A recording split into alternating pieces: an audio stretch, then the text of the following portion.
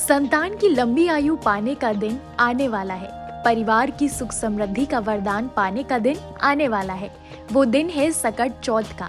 ये वो दिन होता है जब गणपति की उपासना से सारे संकट दूर हो जाते हैं, जब संतान परिवार के लिए मांगी गई हर मुराद पूरी हो जाती है। हर साल माघ मास के कृष्ण पक्ष की चतुर्थी तिथि के दिन सकट चौथ मनाई जाती है। इसे संकष्टी चतुर्थी, तिलकुट चतुर्थी या माघी चतुर्थी भी कहते हैं। इस दिन किया जाने वाला खास व्रत भगवान गणेश को समर्पित होता है। इस व्रत में चंद्रमा को अर्घ्य देने का विशेष महत्व है।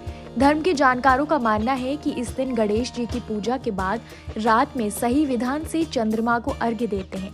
इसके बिना ये व्रत अधूरा माना जाता है। चंद्र अर्घ्य के बाद ही व्रत का पारण किया जाता है। संकट चौथ के दिन सुबह में शोभन योग बन रहा है, उस समय में ही सकट चौथ की पूजा कर लेनी चाहिए। आइए जानते हैं कि सकट चौथ कब है, सकट चौथ की पूजा का मुहूर्त क्या है और सकट चौथ के दिन चंद्रोदय कब होगा। पंचांग के अनुसार नए साल में माघ माह के कृष्ण पक्ष की चतुर्थी तिथि 29 जनवरी को सुबह 6:10 से प्रारंभ होगी।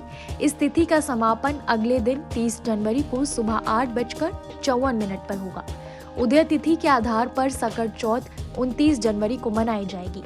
पूजा के शुभ मुहूर्त की बात करें तो 29 जनवरी को सकट चौथ के दिन ब्रह्म मुहूर्त से लेकर सुबह 9:44 तक शोभन योग बना हुआ है। धर्म के जानकारों के अनुसार इस शुभ योग में ही सकट चौथ की पूजा करनी चाहिए।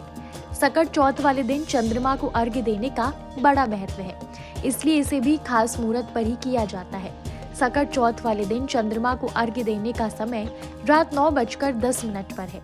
इस व्रत में चंद्रमा के उदय के लिए व्रती को प्रतीक्षा करनी पड़ती है, क्योंकि कृष्ण पक्ष में चंद्रमा का उदय देर से होता है।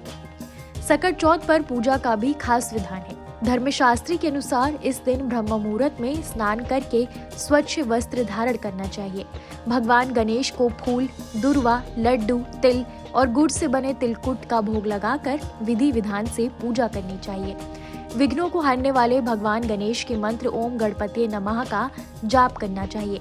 संतान की लंबी आयु के लिए सकट चौथ व्रत की कथा सुननी चाहिए। रात में चंद्रमा को अर्घ्य देकर व्रत संपन्न करना चाहिए। कहते हैं जिस किसी ने भी नियम पूर्वक इस व्रत का पालन किया, उसकी संतान के ऊपर आने वाले सभी संकट दूर हो जाते हैं।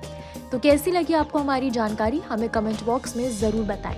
ऐसे ही धर्म कर्म से जुड़ी तमाम जानकारियों के लिए सब्सक्राइब कीजिए हमारा डिजिटल चैनल और देखते रहिए न्यूज़ नेशन स्तुति।